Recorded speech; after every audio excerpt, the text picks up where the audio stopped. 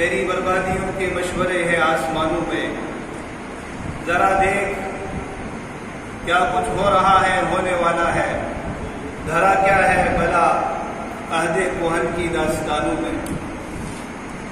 بات شروع کرنے سے پہلے موضوع کی تعین بہتر ہوتی ہے تاکہ اپنے دائرے میں رہ کر بات کی جائے اور سمجھنے والوں کو سمجھنے میں آسانی ہو۔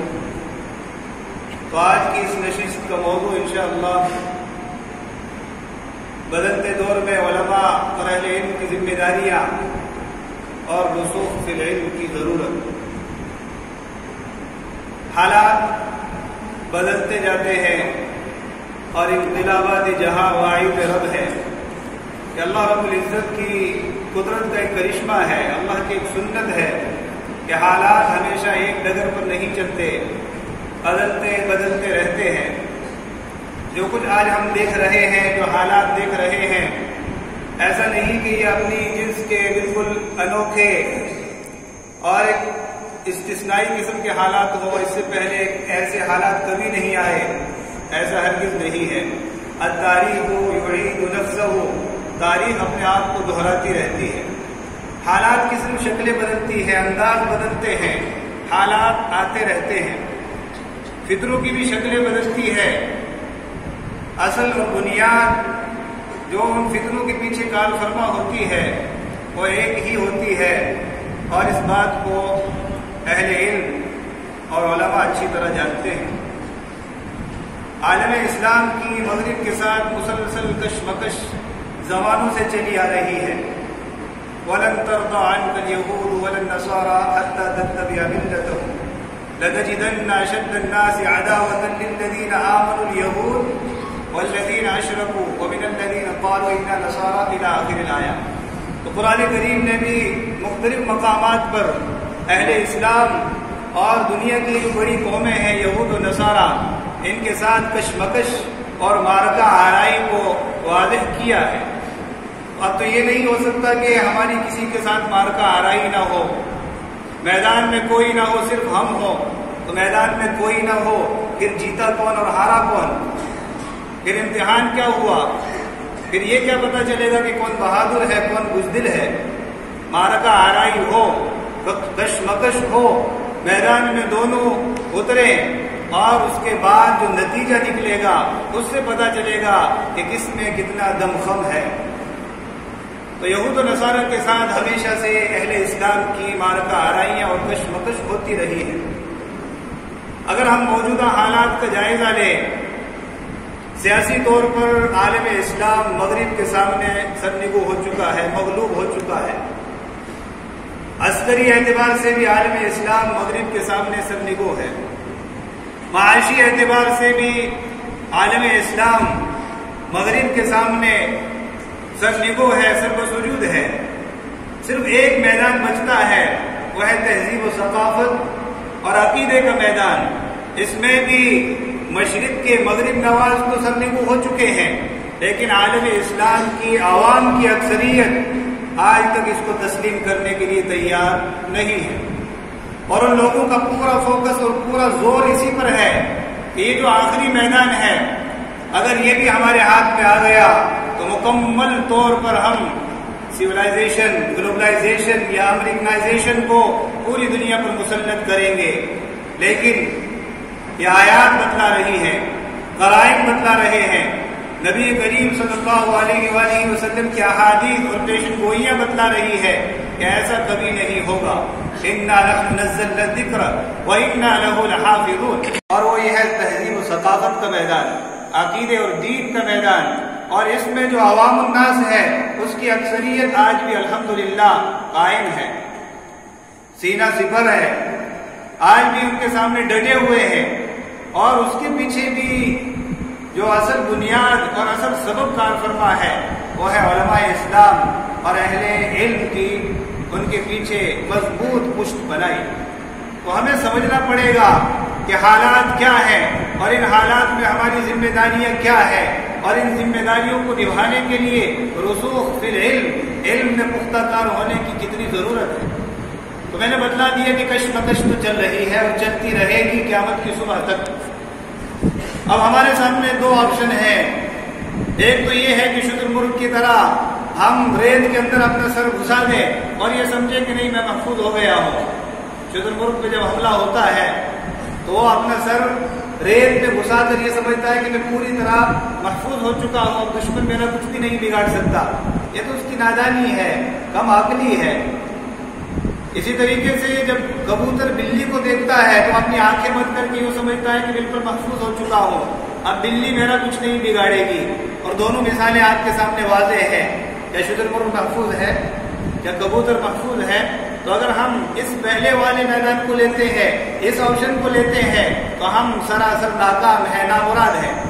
ہم یوں سوچیں کہ دنیا کے حالات سے ہمیں کیا لینا، دنیا میں کیا کچھ ہو رہا ہے اس سے ہمیں کیا مطلب، ہمیں دنیا سے کیا مطلب. مدرسہ ہے وطن اپنا، وہ شعر ہم پڑھتے رہے، ایک معنی کے اعتبار سے درست بھی ہے، لیکن اگر اس معنی میں لیا جائے کہ باہر کی دنیا میں کیا کچھ ہو رہا ہے، زمینی سطح پر کیا کچھ حقائق ہیں، دشمنوں کی کیا کچھ پلاننگ ہے، اس سے ہم آنکھیں بند کر کے یوں کہیں کہ ہمیں اس سے کچھ لینا دینا نہیں، اس سے میری کوئی دلچسپی نہیں، میری ساری کی ساری دلچسپی قالا اور قیلا سے ہے، قصے کہانی سے ہے، بزرگوں کے واقعات سے ہے. تو یہ شتر مرغ والا اور کبوتر والا رویہ ہے، یہ ہرگز ہمیں اختیار نہیں کرنا ہے. اور دوسرا جو آپشن ہمارے سامنے ہے وہ یہ کہ ہمیں ڈٹنا ہے. اہل علم نے جو سابق زمانوں میں اپنی ذمہ داریاں ادا کی ہے، ارتداد کے زمانے میں صدیق اکبر مضبوط پہاڑ بن کر کھڑے ہوئے ہیں.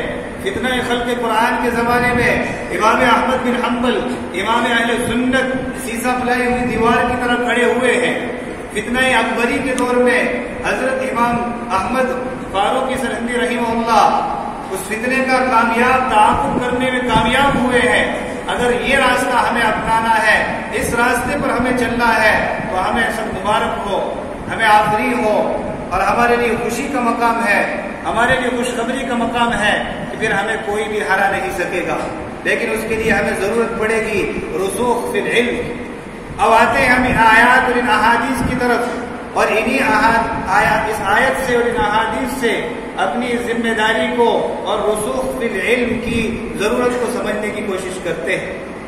جو آیت کریمہ سورۃ الاعراف کی میں نے آپ کے سامنے پڑھی، اس میں اللہ رب العزت فرماتے ہیں وَمِمَّنْ خَلَقْنَا أُمَّةٌ يَهْدُونَ بِالْحَقِّ وَبِهِ يَعْدِلُونَ.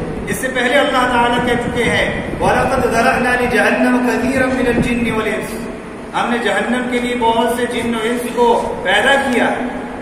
اس کا مطلب یہ نہیں کہ ان کی تقدیر میں یہ لکھ دیا کہ جہنم میں جائیں گے وہ مجبور ہو گئے، ایسا نہیں ہے. اس کی ایک عام سی مثال یہ ہے کہ کوئی طالب علم پڑھنے میں محنت نہ کرے، کام چوری سے کام لے، گھنٹوں کی پابندی نہ کرے، مذاکرہ نہ کرے، استعداد سے کام نہ لے، تو استاد کہتا ہے کہ امتحان میں ناکام ہو جائے گا. اب جب رزلٹ کا دن آیا اور وہ طالب علم کہتا پھر رہا ہے فلاں حضرت نے پیشن گوئی کر دی تھی کہ تو ناکام ہو جائے گا اس لیے میں ناکام ہوا، تو اس ساری ناکامی کا بھانڈا ہوا استاد کے سر پہ پھوڑ دے. تو جس طریقے سے یہ کم عقل اور کج فہم ایک غلطی میں مبتلا ہے، تو اسی طریقے سے جو لوگ یہ کہیں کہ ہمیں تو جہنم کے لیے ہی پیدا کیا ہے، اگر اللہ چاہتا تو ہم گناہوں میں کائے سے کیوں پڑتے، تو یہ حجت نہیں چلے گی. اللہ رب العزت بار بار اس کو رد کر چکے ہیں. تو اس جماعت کو بیان کرنے کے بعد اللہ نے فرمایا وَمِمَّنْ خَلَقْنَا أُمَّةٌ. ہماری مخلوقات میں سارے لوگ جہنم والے نہیں ہیں، جہنم کے کام کرنے والے نہیں ہیں. أُمَّةٌ ایک ایسی امت بھی ہے، ایک عظیم الشان، ایک رفیع المرتبت امت بھی ہے. آپ جانتے ہیں کہ تنوین تعظیم بھی بہت کچھ کام کرتی ہے. تو عظیم امت ہے، کام کیا ہوگا اس کا؟ یہدون بالحق، وہ حق کی رہنمائی کرے گی. ہمیشہ ہر زمانے میں حالات چاہے کیسے بھی ہو، اس کا کام ہوگا حق کی رہنمائی کرنا، حق کا راستہ بتلانا. تو ہر زمانے میں امت کا، اس طبقہ مخصوصہ کا، اس طائفہ منصورہ کا یہ کام رہے گا کہ وہ حق کی رہنمائی کرے. اور بڑا بتلائیے، حق کو پہچانے بغیر، حق کو باطل سے ممتاز کیے بغیر حق کی رہنمائی کرنا، حق کی راہ بتلانا، یہ کیسے ممکن ہے؟ حق اور باطل یہ آپس میں تو ضد ہے، اور ضدان لا یجتمعان ابدا، اور ضدیں کہیں جمع نہیں ہوتی. پانی اور آگ جمع نہیں ہو سکتے، تو اسی طرح حق اور باطل کبھی جمع نہیں ہوں گے. باطل باطل رہے گا اور حق حق رہے گا. اب حق کو باطل سے ممتاز کر کے سمجھنا، حق کیا ہے، کس درجے کا حق ہے، یہ مشکل کام ہے. اس کے لیے رسوخ فی العلم کی ضرورت ہے، ورنہ چلو تم ادھر کو، ہوا ہو جدھر کو، یہ کچھ نہ ہوا، یہ ناکامی اور نامرادی ہوئی. تو ہمیں حق کو سمجھنے کے لیے رسوخ فی العلم کی ضرورت پڑے گی. یہ نہیں کہ سوشل میڈیا پہ کون سا مضمون گردش کر رہا ہے، کون سے مفکر نے کیا لکھ دیا ہے، نہیں، ہمیں اس کو حق کی، عدل کی میزان پر پرکھنا پڑے گا. رسول اللہ صلی اللہ علیہ وسلم کی جانب سے احادیث بیان کی جا رہی ہے، تو اس کے پیچھے سلسلہ اسناد کا ایک پورا بیک گراؤنڈ ہے، ایک پوری تاریخ ہے. حدیث آئی کہاں سے ہے، اس کے روات کیسے ہے، یہ حدیث کس درجے کی ہے، قابل حجت ہے کہ نہیں ہے. تو یہ پرکھنے کے لیے ہمیں رسوخ فی العلم کی ضرورت پڑے گی. سنا ہے، کہا جاتا ہے، کتابوں میں آیا ہے، میرا ذہن جہاں تک ساتھ دیتا ہے، یہ تحقیق کی باتیں نہیں ہے. علمی دنیا میں ان کا کوئی اعتبار نہیں ہوتا ہے. علمی دنیا میں تحقیق کی جو بات کی جاتی ہے، جو بتلایا جاتا ہے، تو وہ حوالوں کے ساتھ، مراجع کے ساتھ. پھر حوالے جب آپ پیش کر رہے ہیں، کیا وہ حوالے معتبر ہے؟ جس شخصیت کے حوالے سے یہ بات کی جا رہی ہے، اس کا مبلغ علم کیا ہے؟ کیا اس شخصیت کی بات معیار بن سکتی ہے؟ اس کو بطور حجت کے پیش کیا جا سکتا ہے؟ ان ساری باتوں کو سمجھنے کے لیے ہمیں رسوخ فی العلم کی ضرورت پڑے گی. تو معلوم ہوا کہ یہدون بالحق، حق کی رہنمائی کرنے کے لیے، حق کی راہ بتلانے کے لیے رسوخ فی العلم کی ضرورت پڑے گی. قرآن کریم نے کہا ہے والراسخون فی العلم، کہ راسخون فی العلم جو رہتے ہیں، جب فتنے آتے ہیں، جب شبہات آتے ہیں، جب متشابہات آتے ہیں، تو ان میں ان کا ایک رویہ رہتا ہے، ان کا ایک موقف رہتا ہے. وہ ہوا کی دوش پر ادھر ادھر نہیں ہوتے، وہ لڑکتے نہیں، وہ بڑے ثابت قدم رہتے ہیں. تو اب ثابت قدمی کے لیے اور شکوک و شبہات سے بچنے کے لیے، فتنے خواہ شہوات کے ہوں یا شبہات کے ہوں، دونوں قسم کے فتنوں سے نبرد آزمائی کے لیے، ان کا مقابلہ کرنے کے لیے ان فتنوں کی بنیاد کو ہمیں سمجھنا پڑے گا. اس لیے کہ ایسا نہیں ہوگا کہ جو فتنہ پیش کر رہا ہے، جو فرقہ اپنی دعوت دے رہا ہے، اپنے افکار کو پروموٹ کر رہا ہے، وہ یہ کہے نہیں میرے افکار صحیح نہیں ہے، درست نہیں ہے، غلط ہے، ایسا ہرگز نہیں ہوگا. ورنہ تم کو تسلیم کون کرے گا؟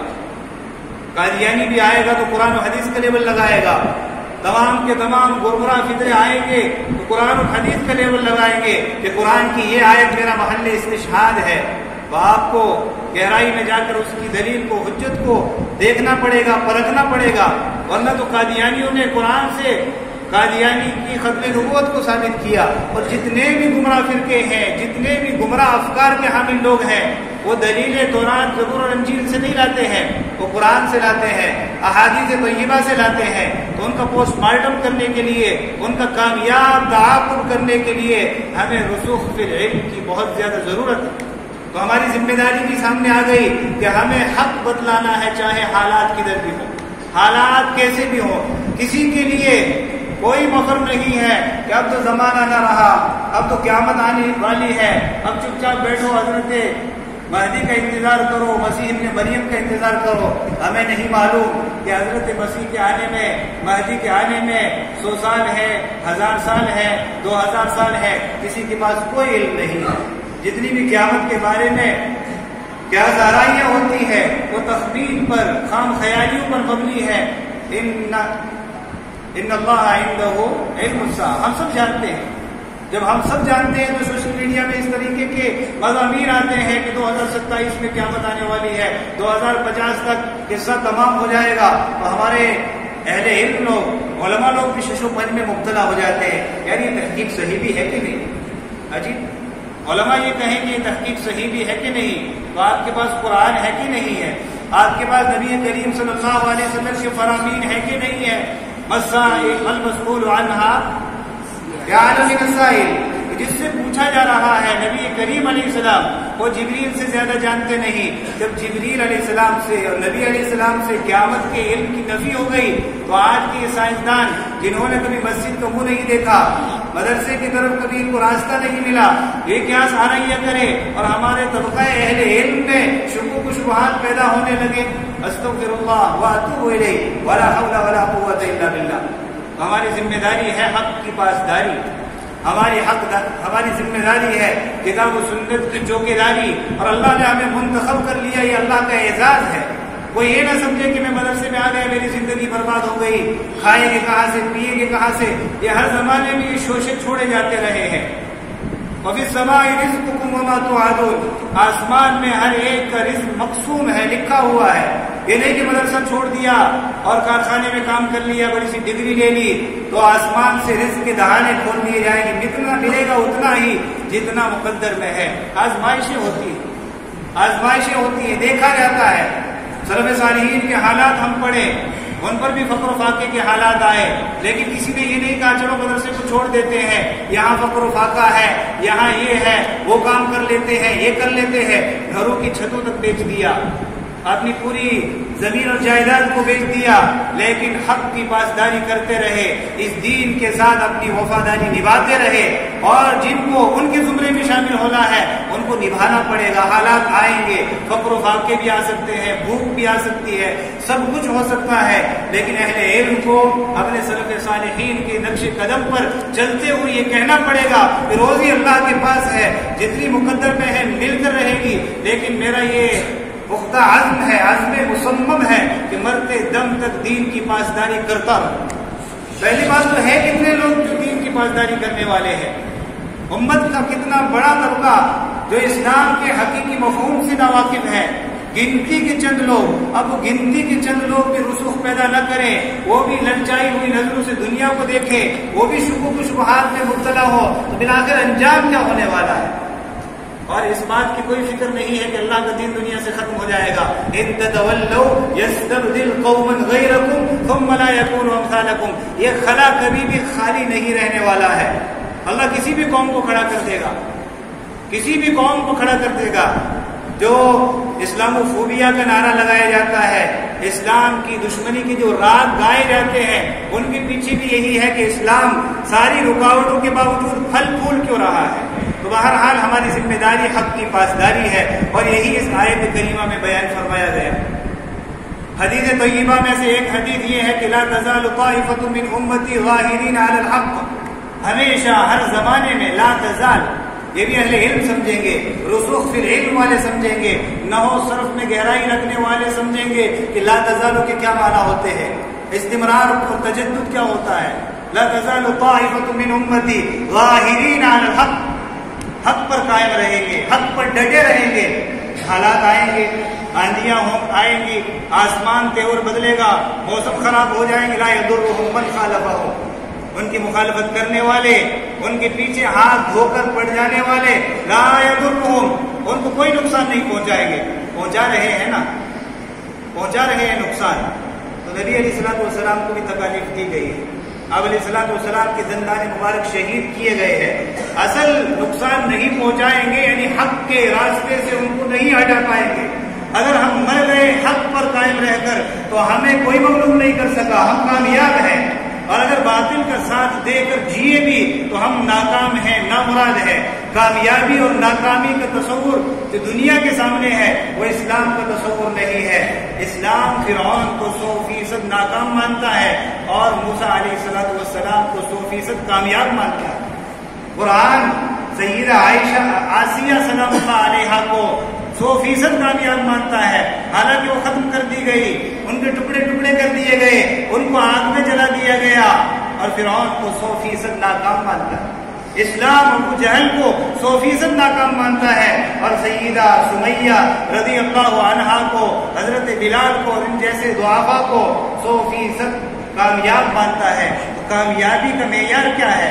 ناکامی کا معیار کیا ہے؟ یہ نہیں کہ خلق کثیر کی کس طرف جا رہی ہے، یہ کوئی معیار نہیں۔ حق حق ہے، چاہے حق کے راستے میں چلنے والا صرف ایک شخص ہو، اور باطل باطل ہے گرچہ ساری دنیا باطل کی پشت بنائی تو۔ اسی لیے سلف صالحین نے فرمایا ہے کہ حق کے راستے میں چلتے ہوئے آپ کو سالکین کی قلت دھوکے میں نہ ڈال دے، اور باطل کو دیکھتے ہوئے اس راستے پر چلنے والے ہلاک ہونے والوں کی کثرت آپ کے پاؤں میں تزلزل پیدا نہ کرے۔ تو ہمارا کام ہے ظاہرین علی الحق لا یضرهم من خالفهم، اس کی ذمہ داری اللہ نے لے لی ہے۔ اور تھوڑی بہت پریشانیاں تو آنی ہی چاہیے، عشق کا امتحان تو ضروری ہے۔ جفا جو عشق میں ہوتی ہے وہ جفا ہی نہیں، ستم نہ ہو تو محبت میں کچھ مزہ ہی نہیں۔ سب مزے میں ہو، سب ٹھاٹ میں ہو، ہماری حکومت ہو، ہمارے ہی ہر جگہ طوطی بول رہا ہو، پھر تو ہر کوئی کہے گا میں سچا پکا عاشق ہوں۔ لیکن جب جیل کی سلاخوں کے پیچھے ڈالا جائے، اللہ کے واسطے مارا جائے، پھر پتہ چلتا ہے وما نقموا منهم الا ان يؤمنوا بالله العزيز الحميد پہ پورا کون اترا۔ تو جفا جو عشق میں ہوتی ہے وہ جفا ہی نہیں، ستم نہ ہو تو محبت میں کچھ مزہ ہی نہیں۔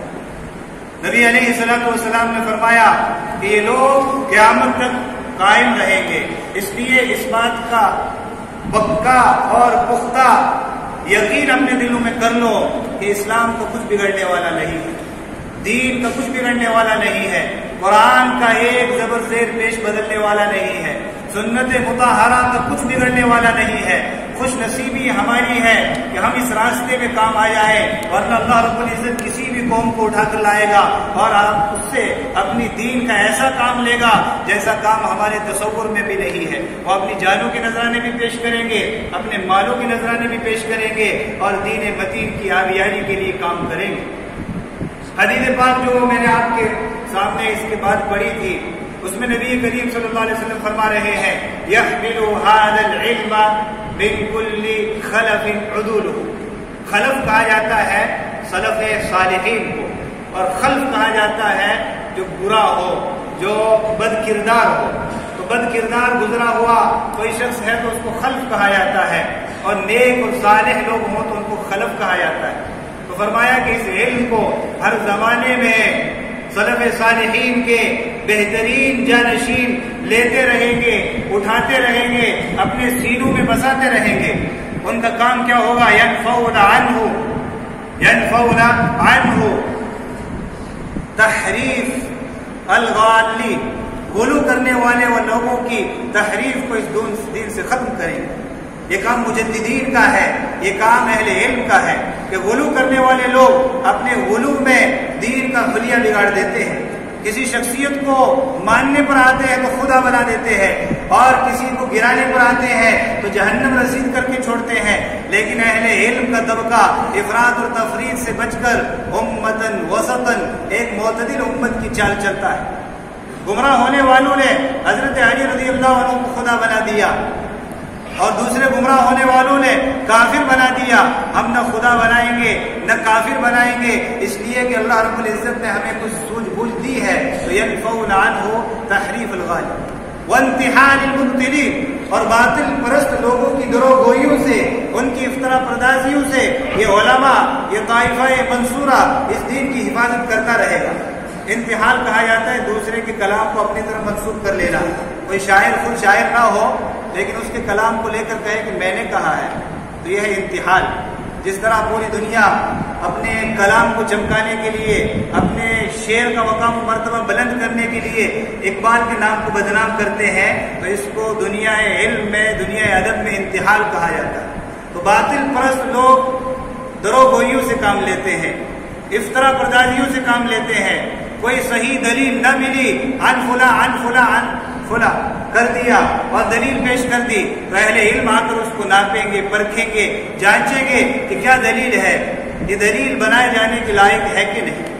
اس کے بعد آپ علیہ السلام نے فرمایا کہ تأویل الجاہلین، جاہل لوگوں کی تعویل کو، ان کے غلط مفہوم بیان کرنے کو یہ لوگ آ کر ختم کریں گے، ان کی اصلاح کریں گے۔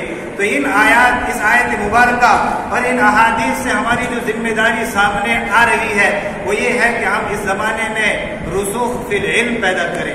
ورنہ جو کچھ حالات آپ کے سامنے بیان کیے گئے، جو فتنہ پردازیوں کی طرف اشارے کیے گئے، ان کا مقابلہ کرنا کچے علم والے شخص کے بس کی بات نہیں ہے۔ وہ ہواؤں کے دوش پر جائے گا، جدھر سارا زمانہ جاتا ہے وہ بھی اسی کے پیچھے چلے گا۔ سوشل میڈیا کے چھوٹے چھوٹے مضامین سے، بے تکی تحریروں سے وہ بہت زیادہ شکوک و شبہات میں مبتلا ہو جائے گا۔ تو رسوخ فی العلم کی ہمیں ضرورت۔ آخر میں ایک بات کی طرف میں اشارہ کر کے اپنی تقریر کو مکمل کرتا ہوں، وہ یہ کہ جب بسا اوقات یہ کہا جاتا ہے کہ حالات زمانہ سے واقفیت ضروری ہے، دیکھو کیا کچھ ہو رہا ہے، کیا کچھ ہونے والا ہے، اب یہاں پر بھی دو طبقے ہو جاتے ہیں، ایک افراد کا شکار ہو جاتا ہے، ایک تفرید کا شکار ہوتا ہے۔ بعض کہتے ہیں کہ نہیں، درسی کتابوں کے علاوہ دوسری طرف جانے کا نہیں، پختہ علم ہوگا تو یہی ہوگا۔ دوسرا طبقہ کیا کہتا ہے کہ بھائی اصل کتابوں میں تھوڑا رکھا ہے، دیکھو بی بی سی کو سنو، ہندوستان کے بہت سارے چینل ہیں ان کو سنو، اخبارات کو پڑھو، ڈیبیٹس کو دیکھو، کس طریقے سے مہذب مرغوں کی لڑائیاں ہوتی ہیں، مہذب کتے آپس میں کس طرح لڑتے ہیں، ان کو ذرا دیکھو۔ تو افراط اور تفریط، اعتدال کا راستہ یہ ہے کہ آپ اپنی پوری توجہ اپنی کتابوں پر مرکوز کریں، جس کو جس فن سے زیادہ مناسبت ہو اس فن کی طرف اپنی توجہ مزید بڑھائے، اور ساتھ ساتھ میں وہ پختہ کار علماء جو دنیا کے حالات سے باخبر ہیں، ان کی تحریریں نپی تلی جچی رہتی ہیں، ان میں کس بیانی سے کام نہیں لیا جاتا، حق کو حق بنا کر پیش کیا جاتا ہے، تو ان کی تحریروں پر ہم اکتفا کریں۔ اس طرح کے رسالے پڑھیں جن رسالوں میں ایسے قلمکار اور اہل علم لوگ لکھتے ہیں جو پوری دنیا کے حالات سے بھی واقف ہیں اور دین کے اوپر بھی ان کی مکمل بصیرت ہے، پکڑ ہے، وہ جانتے ہیں۔ تو اس طریقے سے ہم حالات کا مقابلہ کرنے کے لیے ہمدن تیار ہو جائیں گے، ورنہ تو حضرت مدنی رحمہ اللہ 1941 میں دیوبند سے گرفتار کیے گئے۔ ایک تو اپنے استاد محترم کے ساتھ 1920 سے پہلے گرفتار کر کے مالٹا بھیجے گئے، اس کے کافی زمانے بعد 1941 میں حضرت سے کو دیوبند سے گرفتار کیا گیا۔ جب دیوبند سے گرفتار کیا گیا تو طلبہ نے اسٹرائک شروع کر دی، تعلیمی بائیکاٹ شروع کر دیا، احتجاج شروع کر دیے، اور کہا کہ اس وقت تک ہم درسگاہوں میں نہیں جائیں گے جب تک حضرت مدنی کو صحیح سلامت ہمارے پاس نہ پہنچا دیا جائے۔ اتنی زیادہ اسٹرائک کی، اتنی زیادہ تعلیمی بائیکاٹ کیا کہ تاریخ میں لکھا ہے کہ اس سال کا سالانہ امتحان بھی نہیں ہوا، اور طلبہ میں پیش مولانا سرفراز خان صفدر اور اس مقام مرتبے کے کبار علماء تھے۔ تو اس وقت اہل علم نے ان کو آ کر سمجھایا۔ حضرت مدنی رحمہ اللہ کے جو دوست تھے، جو ان کے دست راست تھے، مولانا حفظ الرحمن سہارنوی رحمہ اللہ اور اس طرح کے علماء، یہ دیوبند آئے، ان کے سامنے ہاتھ باندھے اور کہا کہ جو کام، جو طریقہ تم نے اپنایا ہے، اس سے فائدے کے بجائے مزید نقصان ہوگا، اور اس سے حکومت کو اور انگریز کو مزید موقع ملے گا کہ مدارس کے اوپر اپنے شکنجہ کسے۔ اس سے ہم سبق لیتے ہوئے یہ کہیں گے کہ جتنی بھی تحریریں سوشل میڈیا کے پلیٹ فارم سے آتی ہیں، بہت ساری تحریریں ایسی ہوتی ہے جو فارورڈ کرنے کے، پھیلانے کے، ان پر تبصرہ کرنے کے حق میں نہیں ہوتی۔ تو اہل علم کو مثبت انداز میں پڑھنا چاہیے، نام بنام کسی کا نام لے کر کسی کو ٹارگیٹ بنا کر، یا ٹویٹر پر جا کر ٹرینڈ چلانا، یا فیس بک پر جا کر لڑائیاں کرنا، یا واٹس ایپ پر لڑائیوں کا ایک اکھڑا کھڑا کر دینا، یہ اہل علم کی ذمہ داری سے خارج کی چیز ہے، اور اس سے ان کے علم میں اور رسوخ فی العلم کی راہ میں بہت زیادہ رکاوٹیں پیدا ہوں گی۔ امید ہے کہ میری ان متفرق باتوں کو آپ نے بہت سنا ہوگا اور کچھ نہ کچھ فائدہ آپ کو ان سے ہوا ہوگا۔ اللہ رب العزت کہیں سنی ہوئی باتوں پر مجھے بھی عمل کرنے کی توفیق مرحمت فرمائے، اور اگر اس میں کوئی کمی کوتاہی بھول چوک ہوئی ہو، اللہ رب العزت اپنے فضل و کرم سے معاف فرمائے۔ وآخر دعوانا الحمد للہ رب العالمین۔